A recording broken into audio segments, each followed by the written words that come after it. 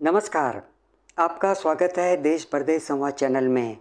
आज हम बात करेंगे ताइवान में धूम धड़ाके से मनाई गई दिवाली की, जिससे भारत और ताइवान दोनों से ही बैर भाव रखने वाले चीन की बेचैनी जरूर बढ़ गई होगी।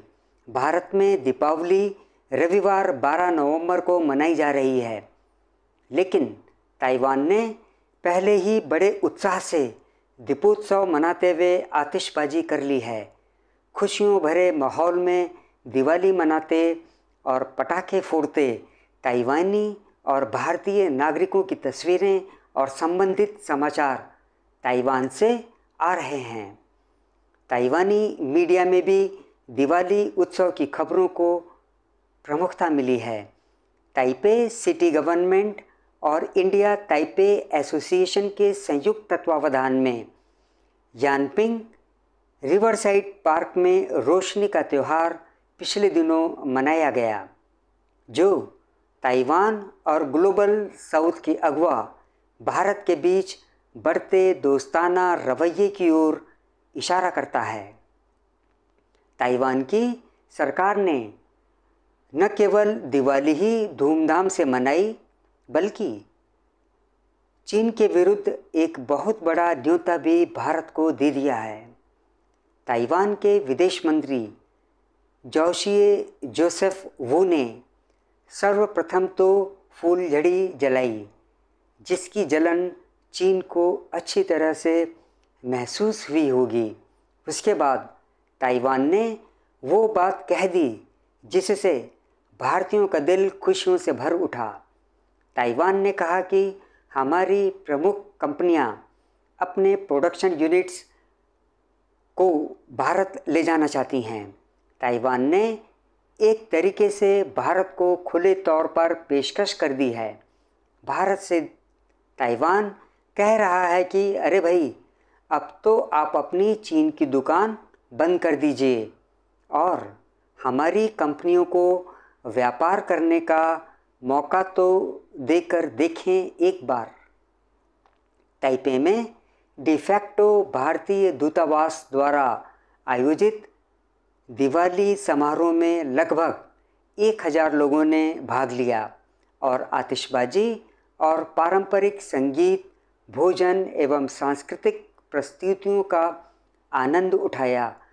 भारत में उपलब्ध शैक्षणिक सुविधाएं, पर्यटन, संस्कृति और योग पर स्टॉल लगाए गए थे। ताइवानी विदेश मंत्री वू ने बताया कि भारतीय व्यंजन और हिंदी फिल्में ताइवान में बेहद लोकप्रिय हैं। विदेश मंत्री ने कहा कि दोनों देशों में रिकॉर्ड स्तर पर 2022 में व्यापार हुआ और ये 8.4 बिलियन अमेरिकी डॉलर तक जा पहुंचा। जैसा कि आपको पता ही है कि हिंदू और अन्य धर्मों को मानने वाले भी दिवाली को पूरे देश में मनाते हैं।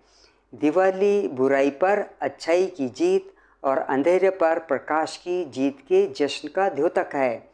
ताइवान में इंडिया ताइपे एसोसिएशन के डायरेक्टर जनरल मनहर सिंह लक्ष्मण भाई यादव ने कहा कि पावन वार्षिक उत्सव धर्म, क्षेत्र, राष्ट्र और भाषा की सीमाओं से ऊपर उठकर मनाया जाता है, जिसमें भारत में लगभग 1.4 अरब लोग जश्न मनाते हैं और दुनिया भर में लाखों भारतीय जश्न मनाते हैं।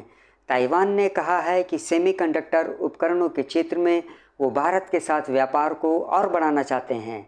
सेमीकंडक्टर वो ताकत है जिसे हासिल करने के लिए आज दुनिया दीवानी हो रही है और इसी सेमीकंडक्टर बनाने की क्षमता पर ताइवान को नाज है। सेमीकंडक्टर के क्षेत्र में दुनिया भर में शीर्ष स्थान पर ताइवान बना हुआ है। आपको बता दें कि हाल ही में भारत और ताइवान के बीच नज़दीकियां बढ़ती जा रही हैं। चीन की सबसे बड़ी दुर्गति ताइवान ही है। भारत वैसे तो ताइवान को कूटनीतिक मान्यता नहीं देता है, लेकिन ताइवान के साथ अपने व्यापारिक और रणनीतिक संबंधों को लगातार मजबूत करते जा रहा है। आज के इस अंक में बस इतना ही। आपसे अनुरोध है कि आप मेरे इस चैनल से जुड़े रहिए और इसे सब्सक्राइब भी कर लीजिए। जय हिंद।